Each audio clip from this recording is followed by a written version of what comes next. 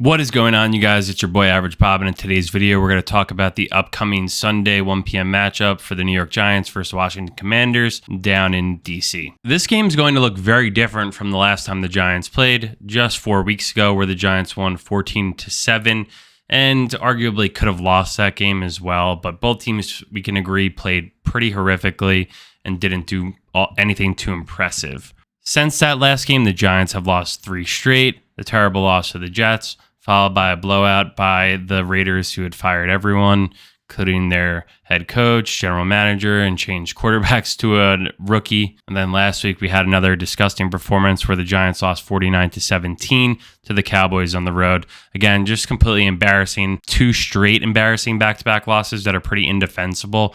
The Giants really didn't do anything in either of those games. Now going into this next matchup versus the Commanders, the Giants again are going back to rookie undrafted quarterback Tommy DeVito, who really can't complete any passes. He looks very shaky in the pocket, but I mean, I don't really necessarily blame him. He's really only had his second full week of practices with the first team offense, and you could see at the end of that Cowboys game, he was really getting his ass kicked. He was like, and I don't even mean to laugh because it is kind of fucked up. Like, I think Daniel Jones, Tyrod Taylor, and Tommy DeVito could probably sue the Giants for negligence because they're putting them in harm's way each week by not making any sort of changes to improve anything. And spare me that with the O-line sucks. Yes, we know they suck, but plenty of teams around the league have shitty offensive lines, and their guys don't get their ass kicked half as bad as these guys have. And again, we saw that, right, versus Washington a couple weeks ago, where how bad Washington's offensive line could be, where they made the Giants look like, it felt like you were watching Tuck, OC, and Strahan again out there for some crazy reason.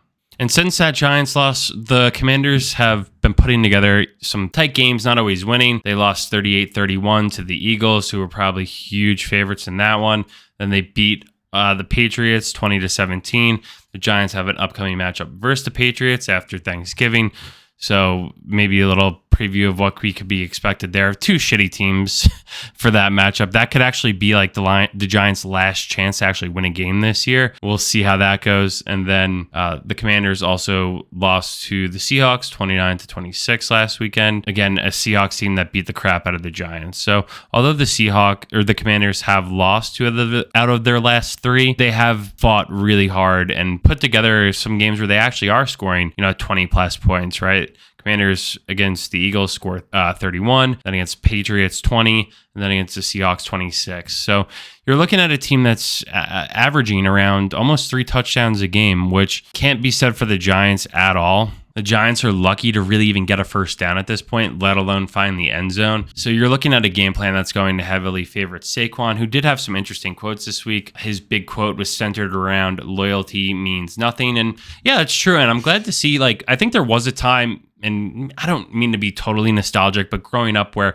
you felt guys really were a part of the team and the franchise, and they wanted to be around there for a long time.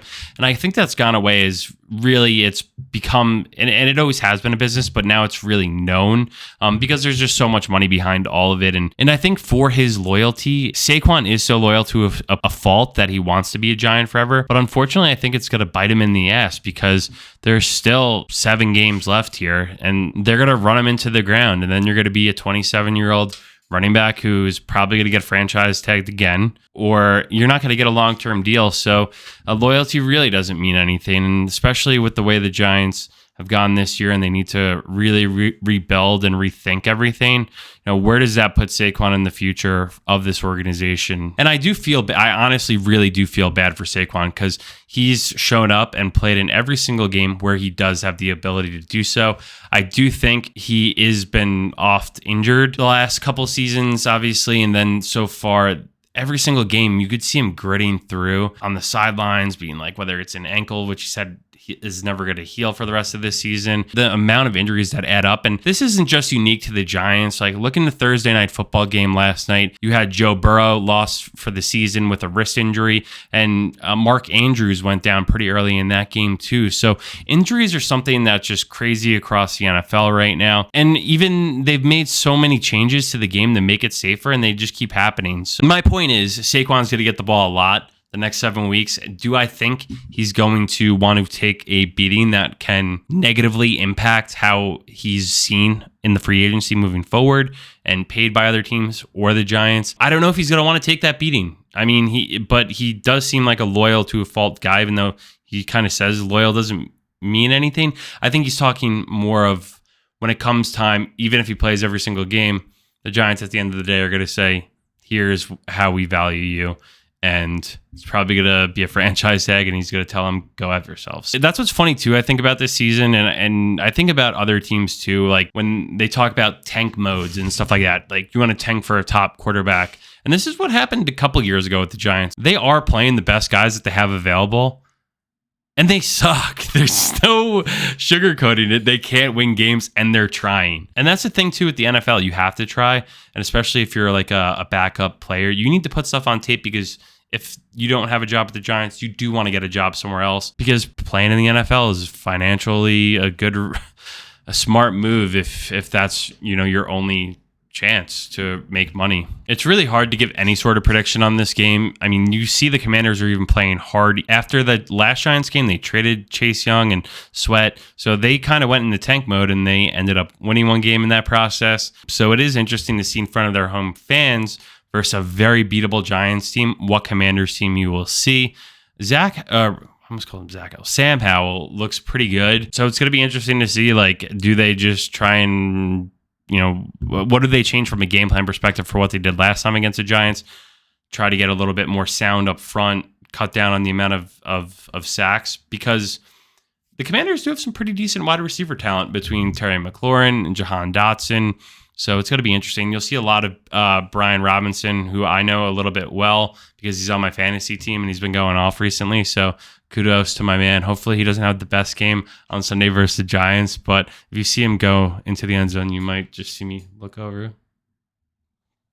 Because even if another team scores a touchdown against the Giants, it's pretty much over at this point.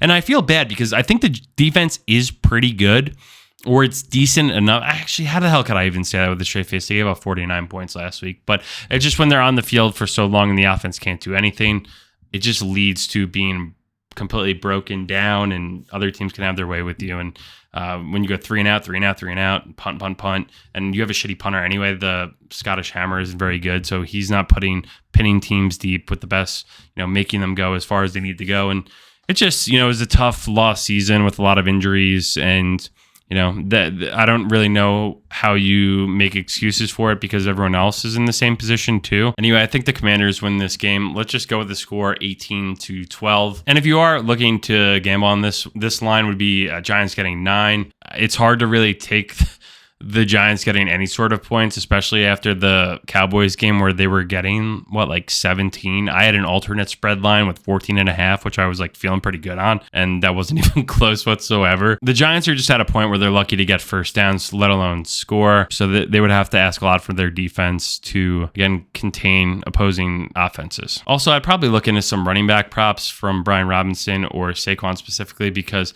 again, the Giants are just in complete crazy mode where they don't have a quarterback that they could trust at this point, so Saquon's going to get the ball between 20 or 30 times if they could even get first downs for him to get to that number. But for the Giants to win that game, that's where they'd have to find Saquon would have to have 20 or more touches from a running perspective for them to actually grind the clock enough to score touchdowns to win games. Anyway, let me know what you guys think about how this matchup's going to go, and have a great rest of your weekend, or have a great rest of your week into the weekend, and enjoy it. Hey, the season's tough. It's a lost cause, but hey, at least try to enjoy it. Or if not, Red Zone's there for you too.